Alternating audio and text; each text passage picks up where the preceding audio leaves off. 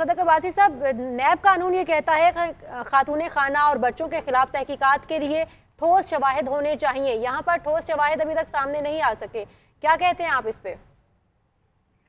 ये जी एक ऐसे सियासी मामला है और एक दबाव डालने वाली बात है और ये झूठे किस्म का केस है। अगर इस केस के अंदर कोई स्ट्रेंथ होती, जान होती, तो 1 साल से ये लगे हुए हैं इस केस के पीछे। आफ्ताब सुल्तान साहब बड़े अपराइट, बड़े ऑनेस्ट प्रोफेशनल चेयरमैन थे, वो लाजमी इस केस को आगे लेके चलते। और आपने नोट किया होगा, जो ही उन्होंने अपना ओहदा छोड़ा है तो पीछे जो लोग जिन्होंने लाजमी जान को हटाने में हाथ जिनका था या बाकी लोग जिन्होंने कुछ इस तरह के मामला किए हैं, फौरन इस केस को फौरन जो है उठा लिए। दूसरी बात ये है, टेक्निकली स्पीकिंग, कि ये कोई केस सेशन कोर्ट में भी चल रहा है और नैब भी चला रही है, तो ऐसा नहीं होता। एक जुर्म, एक मुजरिम के खिलाफ आप 2 जगह पे से डबल जेपर्डी कहते हैं, आप केस को नहीं चला सकते।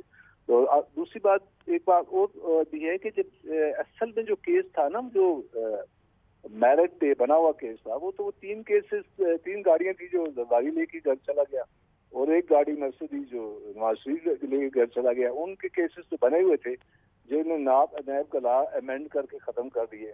और ये बिल्कुल एक विच हंटिंग और एक मीडिया हाइप क्रिएट करने वाली बात है। तो टेक्निकली आखिरी बात ये है कि आया इन्होंने जो अप्रेजमेंट की, क्योंकि खान साहब ने जो भी असेसमेंट हुई कैबिनेट डिवीजन ने की, उसके अप्रेजर एफबीआई के लोग होते हैं, असेस करते हैं कीमत, उसकी पहले 20% लेके लोग जाते थे तोहफा, अभी 50% कर दिया था खान साहब ने 2018 दिसंबर में। 50% पेमेंट करके जब आप किसी तोहफे को ले जाते हैं तो आपकी जाती तोहफा बन जाता है, उसको आप बेच भी रख सकते हैं, उसको आप रख भी सकते हैं। तो एज पर लॉ प्रोविजन ने इसको बेच दिया। तो नैब को ये चाहिए कि पहले तो वो असेस करे कि जो अप्रेजर्स थे, आया उन्हें जो अप्रेजमेंट की वो गलत थी या सही थी। अगर वो गलत थी तो मिसयूज ऑफ अथॉरिटी में वहां से केस को लेके चले। वहां तो ये कोई एस्टेब्लिश नहीं कर पा रहे, जब वो एस्टेब्लिश वहां नहीं कर पा रहे तो टेक्निकली लीगल से इलीगल प्रोसीड हम कहते हैं, बेनिफिशरी कहते हैं, तो खान साहब तो बन ही नहीं सकते।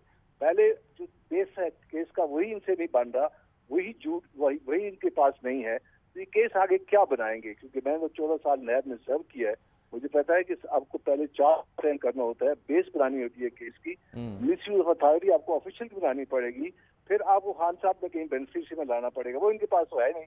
ये सिर्फ जो है विच हंटिंग और ऐसे प्रेशर डालने वाली बात है।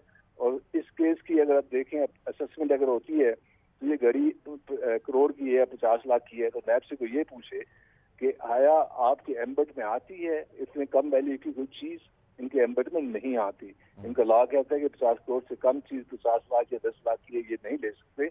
तो हम रिट में जाएंगे इन दोनों चीजों को लेके कि जी एक तो सेशन में भी चल रहा है, ये भी चला रहे हैं, दूसरा इनके एम्बट में नहीं आता। ये बेसलेस किस्म का केस है, झूठा और बेबुनियाद केस है, सिर्फ प्रेशर डालने के लिए, नथिंग एल्स। Thank you.